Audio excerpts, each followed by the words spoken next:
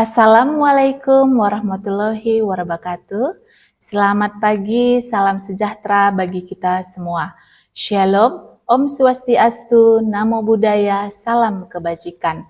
Perkenalkan, saya Desi Buru Sembiring SST MTR KEP. Saya dosen tetap di program studi kebidanan, program pendidikan profesi bidan, Fakultas Ilmu Kesehatan, Institut Kesehatan Sumatera Utara.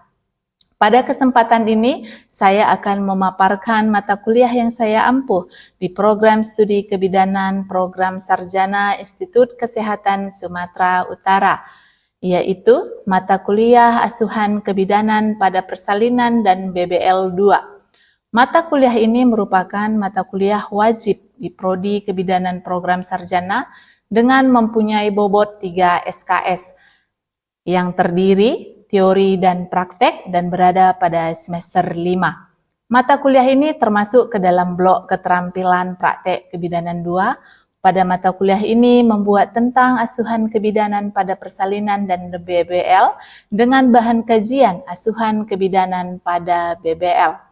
Adapun capaian pembelajaran mata kuliah yang saya bawakan ini adalah mahasiswa mampu mengkaji asuhan segera bayi baru lahir, mahasiswa mampu menganalisis pengkajian bayi baru lahir, mahasiswa mampu mengaplikasikan pemeriksaan fisik pada bayi baru lahir, dan mahasiswa mampu menganalisis imunisasi pada bayi baru lahir. Materi perkuliahan yang akan saya sampaikan pada mata kuliah ini meliputi adaptasi fisiologis pada BBL, Apgar skor pada bayi baru lahir, inisiasi menyusui dini, termoregulasi, bonding attachment, anamnesa pengkajian fisik, pemeriksaan fisik pada bayi baru lahir, prinsip perawatan bayi baru lahir, pencegahan infeksi, penampilan bayi baru lahir, perilaku bayi baru lahir, kuning pada bayi baru lahir, imunisasi pada bayi baru lahir, kunjungan neonatus. Dalam proses pembelajaran, saya menerapkan prinsip-prinsip DIA, Delivery Interaction Assessment. Delivery saya melakukan penyampaian materi dengan menggunakan PowerPoint, video pembelajaran, modul serta beberapa referensi baik dari hasil penelitian saya maupun dari buku-buku kebidanan. Interaction saya gunakan adalah direct interaction atau pembelajaran langsung, di mana saya melakukan pendekatan kepada mahasiswa dengan pendekatan deduktif, yang artinya dosen memberikan informasi kepada mahasiswa. Metode pembelajaran yang saya gunakan adalah metode ceramah, belajar mandiri, diskusi, dan bedside teaching. Sebelum melakukan pembelajaran kepada mahasiswa, saya akan melakukan kontrak perkuliahan terlebih dahulu. Kontrak perkuliahan yang saya berikan kepada mahasiswa berupa sistem pembelajaran, deskripsi mata kuliah, capaian pembelajaran, tugas, dan kriteria penilaian. Selama pertemuan, saya selalu mereview materi di pertemuan sebelumnya yang sudah saya ajarkan kepada mahasiswa sebelum ke materi pertemuan selanjutnya. Untuk tanya jawab antara saya dan mahasiswa, tidak hanya saya lakukan pada jam perkuliahan, tetapi saya tetap berlakukan tanya jawab di luar jam perkuliahan melalui WhatsApp group dan di kolom komentar Google Classroom. Dikarenakan waktu perkuliahan yang terbatas dan masih ada mahasiswa yang kurang menguasai materi yang saya berikan. Asesmen yang saya lakukan berupa tugas individual dan tugas kelompok sebesar 10%, kehadiran 10%, nilai praktikum 20%, ujian tengah semester 30%, ujian akhir semester 30%. Hasil pembelajaran ini saya beritahukan kepada mahasiswa pada awal perkuliahan, di mana saya letakkan di dalam kontrak perkuliahan antara saya sebagai dosen dan mahasiswa, agar penilaian tersebut bersifat adil dan transparan. Berikut saya paparkan cuplikan video pengajaran saya, mata kuliah asuhan kebidanan pada persalinan dan BBL 2 dengan topik kuning pada bayi baru lahir. Selamat menyaksikan. Terima kasih.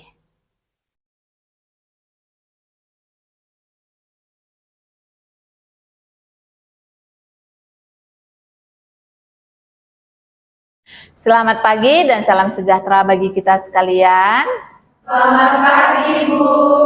Apa kabar? Baik, Bu. Iya, baik. Pada hari ini tadi sudah isi absen? Sudah, Bu. Iya, sudah isi absen ya. Nah, di kesempatan pagi hari ini kita akan belajar tentang ASKEP Persalinan dan BBL 2 di semester 5 ini, dan ini nantinya merupakan pertemuan pertemuan ke-12. Sebelum kita memulai perkuliahan di topik yang pertemuan 12 ini, alangkah baiknya kita berdoa menurut agama dan kepercayaan kita. Doa dimulai. Doa selesai. Baik, di pertemuan ke-12 ini sebelum kita memulai, masih ingat pertemuan kita minggu lalu di pertemuan ke-11, apa yang menjadi topik kita tempo lalu? Masih, Bu. Iya, kira-kira apa kemarin topik kita? Perilaku bayi baru lahir. Ya, perilaku bayi baru lahir. Ya, jadi perilaku bayi baru lahir ini tentunya ada beberapa tahapan atau masa transisi ya, kenapa sampai akhirnya bayi itu juga memiliki perilakunya sendiri. Nah, untuk melanjut di pertemuan kita yang kemarin, hari ini kita akan belajar topik baru. Yang menjadi topik kita pada kesempatan ini adalah kuning pada bayi baru lahir. Ya, kuning pada bayi baru lahir. Nah, apa yang dimaksud dengan bayi kuning ya? Tentunya ini menjadi pertanyaan yang paling sering sekali kita temui ya. Misalnya bayi kuning ya, bayi kuning itu kan identik dengan namanya aja udah kuning gitu ya. Seolah-olah di bayangan kita itu kalau udah kuning kayaknya identik dengan kunyit gitu ya, warna kunyit gitu. Jadi di kesempatan ini bayi kuning ini didefinisikan adalah di mana bayi yang warna kulitnya bahkan matanya ya, yang tadinya normalnya putih menjadi warna kuning ya. Jadi kuning ini biasanya tentunya ada beberapa lokasi ya, daerah wajah ya, kemudian telapak tangan dan kaki juga. Nah, nama lain dari kuning itu kadang disebut dengan ikterik atau ikterus ya. Nah, ini juga ikterik ini dibagi menjadi dua ya, fisiologis dan patologis. Nah, kenapa bisa menjadi kuning? Kan itu menjadi pertanyaan ya. Jadi sebenarnya itu karena akibatnya peningkatan kadar bilirubin pada dalam darah pada neonatus ya. Jadi kalau fisiologisnya itu tadi, itu biasanya 48 jam setelah kelahiran, dan itu biasanya menetap 10-12 hari. Nah, sedangkan yang fisiologis ya, nanti kita patologis, itu biasanya patologis itu bukan yang hal yang baik ya, itu bisa menyebabkan suatu penyakit, dan ini biasanya dijumpai pada bayi yang BBLR ya, di mana berat badan lahir itu berat badannya lahirnya rendah. Biasanya itu misal aja pada bayi yang di bawah normalnya berapa? 2.500 gram kan berat badan bayi kan. Nah, di bawahnya itulah kadang bisa dijumpai kasus-kasus yang patologis.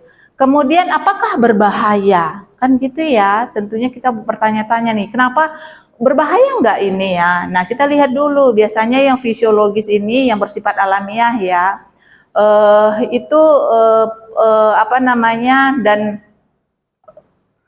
dan yang warnanya kuning itu biasanya terjadinya itu di atas 5 mg per dl ya, itu biasanya yang patologis. Kemudian, nah kita mau lihat nih ciri-ciri bayi yang menjadi bayi kuning itu secara fisiologis yang bagaimana ya, supaya nanti dapat bedanya ya. Kalau fisiologis itu biasanya bayinya kuning di hari kedua dan hari ketiga, kemudian biasanya berlangsung selama 14 hari ya.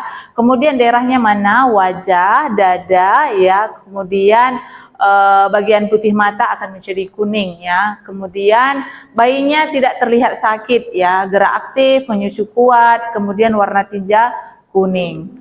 Kemudian inilah cara-cara untuk kita melihat bagaimana bayi itu menjadi kuning atau tidak ya. Jadi kita caranya adalah seperti tampilan gambar ini ya. Kita regangkan kulitnya, misalnya di bagian kulit kita regangkan begini supaya kita bisa lihat nih bayinya itu kuning atau enggak. Biasanya itu memang kelihatan ya.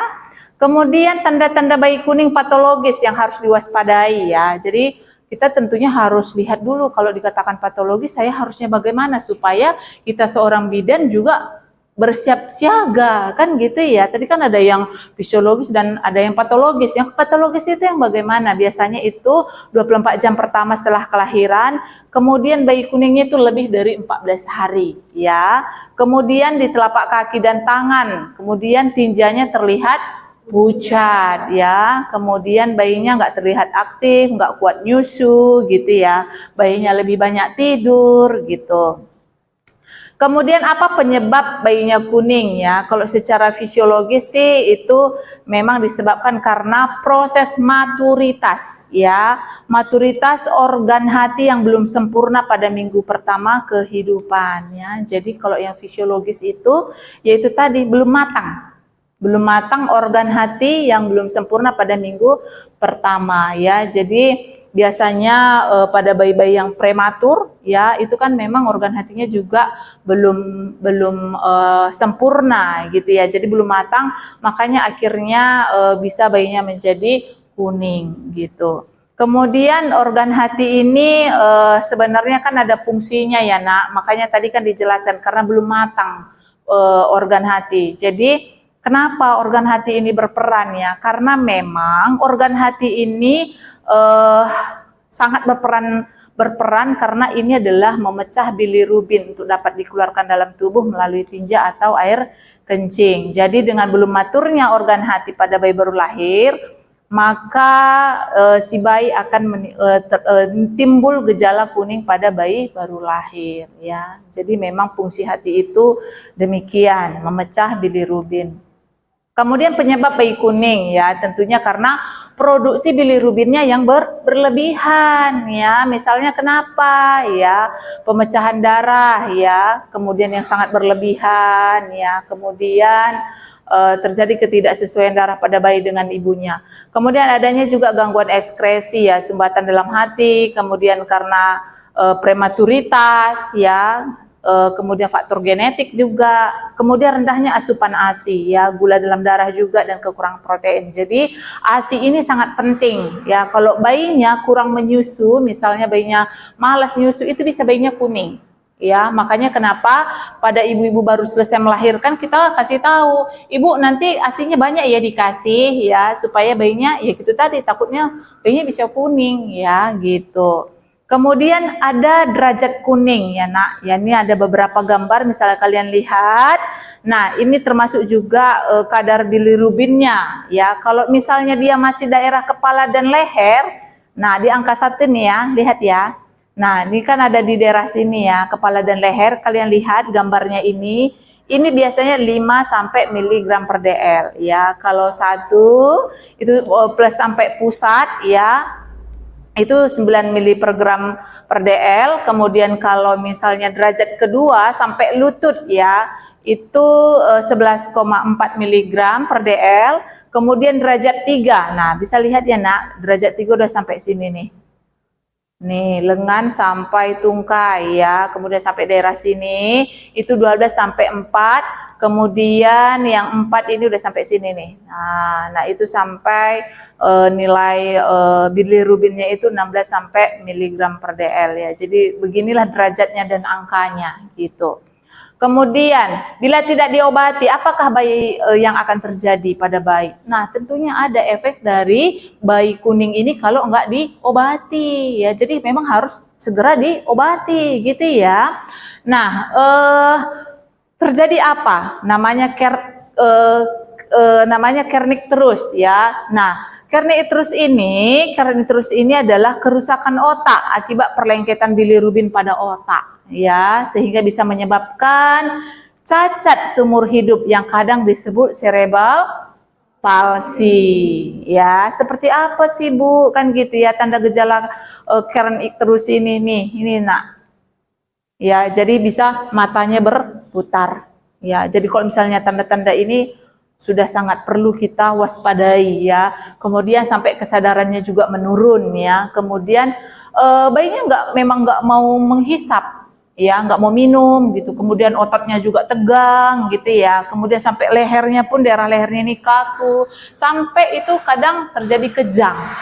Ya, kejang. Kemudian pada umur yang lanjut dapat terjadi kekakuan otot sampai juga bisa menyebabkan tuli ya, sampai akhirnya menjadi gangguan bicara, sampai juga keterbelakangan mental ya. Nah, seperti inilah cerebral palsy tampilan gambarnya kalau bisa lihat ya. Jadi sangat ironis sekali ya nak. Jadi kita nggak boleh pandang sepele ya kasus-kasus care interus ini, apalagi kalau nggak ditangani dengan baik ya. Seperti ini gambarnya nih, bisa lihat ya, lumpuh ya. Nah, kemudian bagaimana tindak pencegahan bayi kuning di rumah? Tentunya harus ada ya nak ya, pencegahannya seperti apa? Tentunya seorang ibu hamil pada saat hamil rajin ANC ya, supaya supaya kita tahu si ibu hamil ini dalam kategori normal atau enggak. Kan misalnya udah rajin ANC kan, jadi kita tahu juga berat badan bayinya yang seperti apa, kesehatan ibunya yang bagaimana. Kemudian kita juga sampaikan ASI harus cukup ya, harus cukup 8-12 kali sehari. Kemudian sebisanya hindari pemakaian pakaian ya yang berbahan-bahan misalnya kapur baru, satu pengharum pakaian. Dan tentunya bisa juga bayi itu kita jemur di sinar matahari. Pernah lihat enggak bayi-bayi yang dijemur di halaman rumah, misalnya ibu-ibu yang baru melahirkan, bayinya dijemur enggak? Dijemur ya, dijemur. Nah, ini tadi kegunaannya.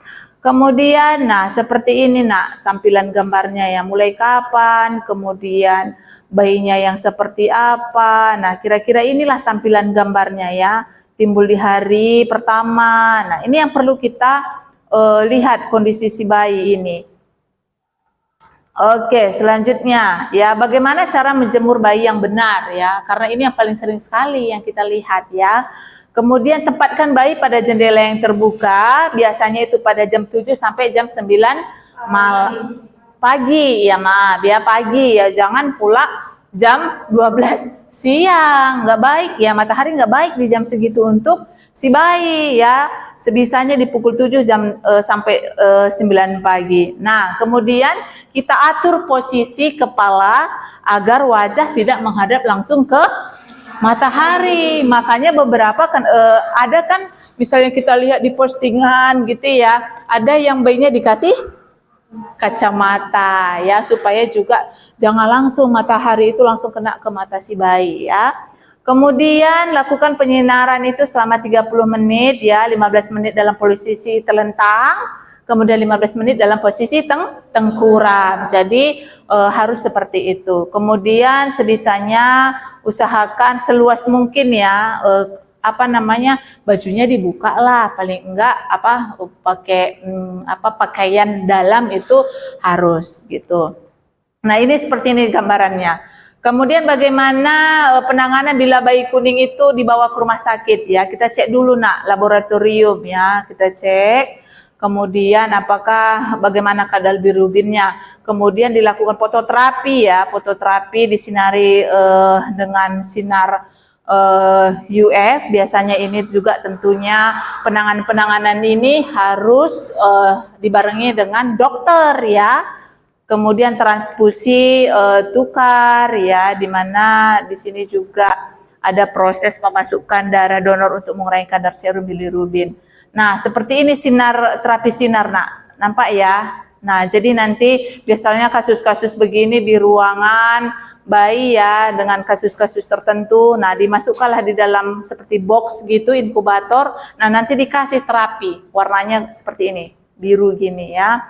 Nah, tentunya terapi sinar ini ada indikasinya nak, bukan sembarangan harus dikasih gitu ya terapi sinar. Tentunya ini adalah bayi yang mengalami kuning berat ya, kemudian sejak hari pertama kelahiran, kemudian bayinya juga prematur ya, kemudian fungsi hatinya meningkat ya, jadi hal-hal demikian. Kemudian kelainan yang mungkin timbul karena terapi sinar, tentunya pasti ada efek ya, ada efek dari pemberian tersebut. Bayi akan kehilangan cairan tubuh. Makanya kenapa waktu bayi dimasukkan di dalam inkubator terapi sinar itu ASI harus tetap dikasih.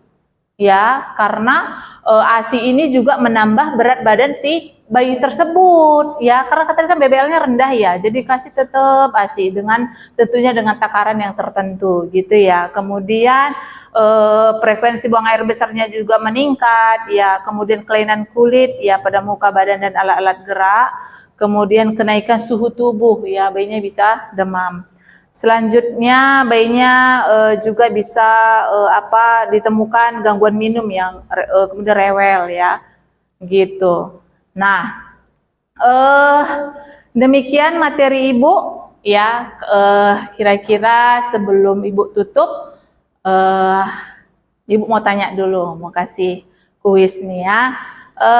Tadi kan udah panjang kali lebar ya dijelaskan. Nah, Ibu tanya nih salah satu ya, siapa nanti yang bisa jawab? Pertanyaan Ibu adalah, apa perbedaan ya bayi kuning yang fisiologis dan yang patologis? Silahkan, siapa yang bisa jawab? Oh iya, silahkan Devi. Izin menjawab ya Bu. Oke. Perbedaan fisiologis dan patologis pada bayi kuning. Kalau fisiologis, kuningnya secara alamiah dan biasanya muncul pada minggu pertama. Sedangkan pada patologis, kuning yang berbahaya, kuningnya lebih dari 14 hari dan tinja pucat. Terima kasih. Oke, baik. Jawabannya good sekali ya. Jadi artinya sudah paham dengan yang Ibu sampaikan tadi ya. Atau ada yang mau menambahkan? Atau hampir sama jawabannya? Sama. Oh, sama. Baik. Sebelum Ibu tutup, ada yang mau ditanya? Oke, silakan si Pebi mau bertanya. Apa yang menjadi pertanyaannya? Saya ingin bertanya, tadi kamu kita sudah membahas tentang fisiologis dan patologis. Oke. Nah, saya ingin bertanya Bu, apakah perlu kita cek bilirubin kalau misalnya bayinya itu sudah kuning pada saat lahir hari pertama?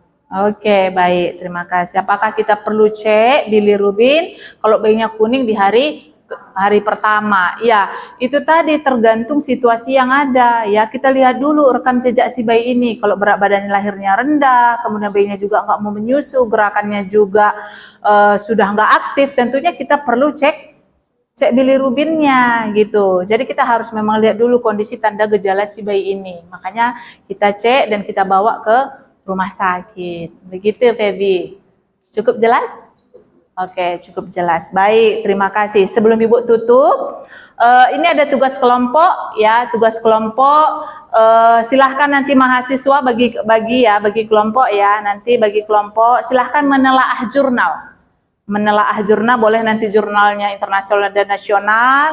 Lihat topik yang terkait kuning pada bayi dengan uraian metode PICO ya, problemnya bagaimana ya, apa yang menjadi masalahnya. Tentunya masalahnya adalah kuning ya, tapi kan kita lihat dulu nih kuningnya karena apa ya, masalahnya karena apa, kemudian bagaimana intervensinya ya, kemudian compressionnya bagaimana dan outcome-nya seperti apa. Nanti silahkan dibagi yang versi fisiologis dan patologisnya ya, itu yang menjadi tugas kelompok pada kesempatan hari ini.